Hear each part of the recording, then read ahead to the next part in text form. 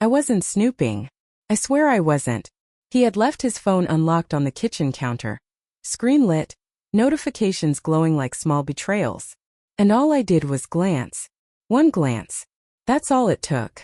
There was a folder, hidden under a string of emojis, nothing suspicious at first glance, but something pulled me toward it. Maybe instinct. Maybe curiosity sharpened by years of silence. I opened it. And then everything stopped. They were videos. Dozens of them. Quiet, grainy little clips. And I recognized the setting before I even recognized the woman in them. My bedroom, our bed, the corner of the mirror I'd always meant to clean. The woman was me. First I froze. My breath caught, stuck somewhere between panic and disbelief. These weren't just stolen moments, they were intimate. Too intimate. Shadows flickering over skin, my body moving in slow, unaware rhythm. My eyes closed, lips parted like I was dreaming something I hadn't yet woken from. I couldn't breathe. But I didn't stop watching. My hands should have been shaking. I should have been angry, furious, betrayed. But my fingers just hovered, trembling not from rage, but from something far more dangerous. Desire. Because what I saw wasn't humiliating. It was haunting. Erotic. Almost reverent. He had watched me. Not like someone breaking trust, but like someone worshipping something he was afraid to touch too hard. And the way he'd filmed me, it didn't feel dirty. It felt devotional. And then, there was another folder. Labeled with a single letter. A. My heart dropped. That was my sister's name. I sat there for what felt like hours, the screen glowing in the dim light, humming with secrets I was never meant to see. The folder opened like a quiet confession. And there she was. My sister. Not in my bed, but in his camera. In his eyes. In the lens that had seen me so intimately just moments before. She was dressed. Barely.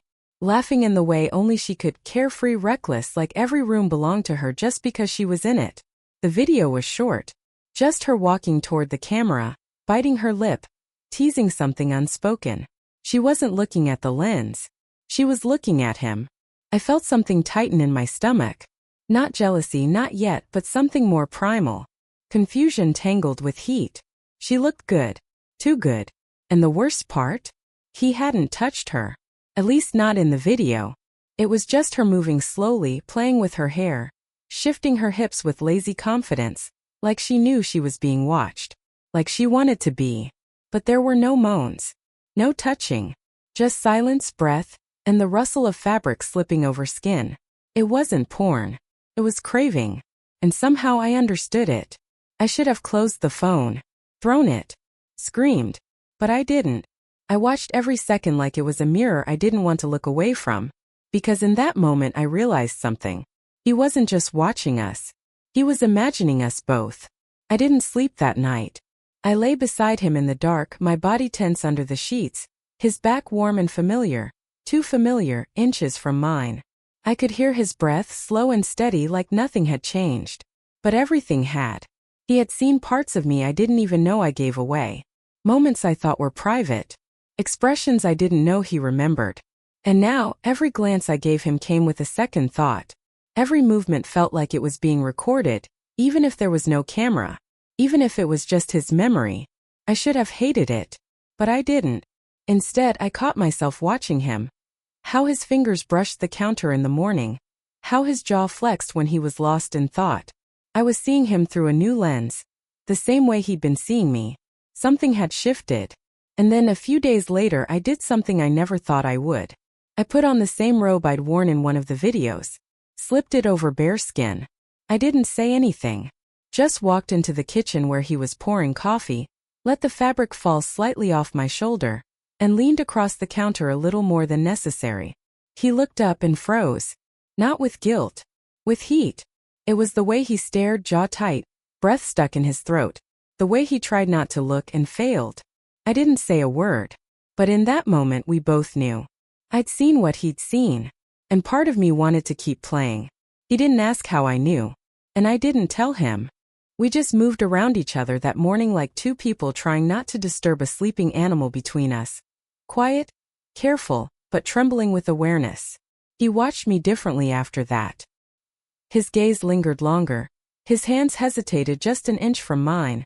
like he was waiting for permission to touch what he thought he'd already possessed. But I didn't give it. Not yet. Instead, I played him like he had played me. I let my towel slip when I stepped out of the shower, just for a second too long. I bent to pick something up when I knew he was behind me. I wore the perfume I knew he associated with that night, the one where I'd come to bed in silence and fallen asleep with my back pressed into his chest, breath slow and legs tangled. He remembered. I saw it in the way he stared, and every time he said nothing. But his hands started to twitch. His eyes burned hotter.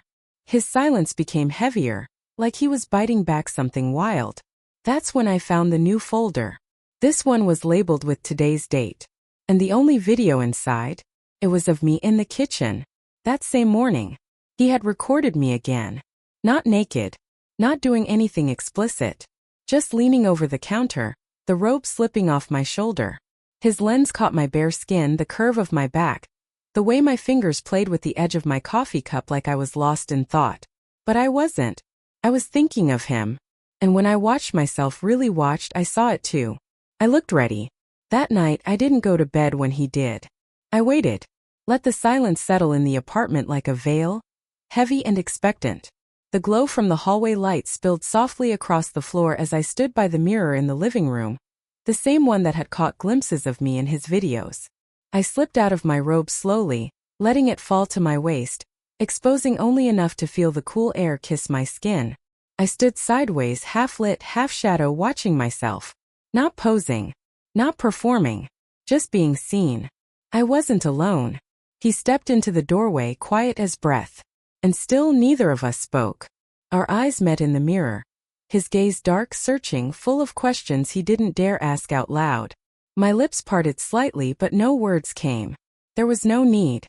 The tension was louder than anything we could have said. He took a step closer. I didn't move. Another step. Then another. Until I could feel the warmth of him behind me, not touching, just there. Like gravity. Like pressure building behind a dam. His hand hovered just an inch from my back. I could feel the heat of it, the tremble in his restraint. It wasn't a touch, but it felt more intimate than any kiss. Then finally, his fingers brushed my shoulder. Just barely. And I exhaled. A long, slow breath I didn't know I was holding. My body leaned back into his without thinking, without planning. Like something ancient inside me had taken over. He caught me with one hand on my waist, the other sliding gently up my arm, his breath warm against the side of my neck. But still no words. Because what do you say when you've already spoken in silence? The mirror didn't lie. It showed everything, not just our bodies but the shift in who we were becoming to each other. I saw my own face, tilted back slightly, lips parted, lashes low. I saw his hands moving as if they weren't sure what they were allowed to want, and yet wanted everything. He held me like I was something fragile and dangerous all at once. And I let him. His touch moved in slow, reverent circles, not bold, not greedy. Like he was savoring the chance to touch what he'd only captured from behind a lens. His breath stirred the hair at the nape of my neck, and I felt a shiver ripple down my spine, blooming low and electric. I should have pulled away. But instead I turned slowly and faced him. His eyes locked onto mine, and in that moment I saw it all. The fear, the ache, the hunger he'd buried behind the safety of his camera. And something else too, something that made my knees weak. Regret. I didn't mean to. He started, voice husky raw. I placed a finger gently against his lips. Don't say it, I whispered. You already did. And I kissed him. It wasn't desperate. It wasn't angry. It was soft, deliberate. Like closing the last page of a book we'd both been reading in secret. His hand slid to my hips, pulling me into him, and I melted into the warmth of his body with a quiet gasp. I felt everything. His tension. My surrender. The quiet storm we tried to ignore crashing down in silence. And in that moment I wasn't his wife. I was the woman he had watched for so long, unknowingly, willingly, now turning to face him and finally looking back. We didn't speak much after that kiss. Words would have ruined it, too clumsy, too sharp. Everything that needed to be said was already in the air between us, heavy with breath and unspoken memory. He led me to the bedroom slowly, like he was afraid the moment might shatter if he moved too fast. But it didn't shatter. It unfolded.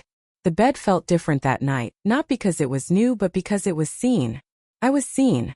Every sheet, every wrinkle, every shadow across my skin. It had already been studied, captured, remembered. And now it was being lived. He moved with restraint, almost reverence. Like he still couldn't believe he was allowed to touch me like this. As if the camera had been a poor substitute for what he truly craved. Closeness. Warmth. Me. I let my hands guide him.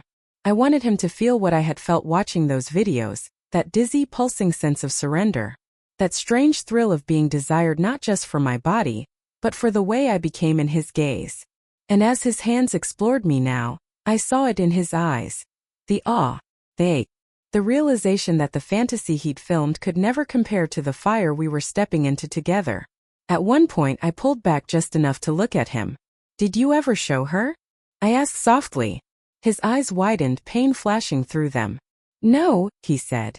"I couldn't." And I believed him. Because the way he touched me then, with shaking fingers and a jaw clenched tight, it wasn't about her. It was about everything he'd wanted, and never dared to ask for. Until now. We didn't fall asleep right away. Instead, we lay tangled in silence. Limbs woven together, breath slowing, heart still echoing from the rhythm we'd created. He held me like someone afraid I might vanish, and I let him. I didn't ask questions. I didn't need answers. But something had changed. Not just between us, but in me. For so long I'd been quiet. Predictable. I'd moved through our marriage like a rhythm I knew by heart. Brushing teeth side by side. Folding laundry, planning dinners. But now, I felt seen. Not as his wife. As a woman. The next morning while he was in the shower, I opened the folder one last time. The videos were all still there. Every one of them, including the one from the night before. He'd filmed us. No hidden cameras. No secrecy. Just his phone, propped quietly on the dresser, blinking like a quiet witness. And for a second I felt the old flicker of rage. But then, I watched. And something inside me shifted again. Because this time I wasn't being taken. I was owning the lens, owning the heat. My body moved with purpose, with power. I wasn't his subject anymore. I was his accomplice. I did something then I never thought I would. I found the folder labeled A, and I deleted it. Not out of anger. Not out of jealousy. But because it no longer mattered. He didn't need a fantasy. He had me fully awake, eyes wide open. And maybe that was the most dangerous thing of all.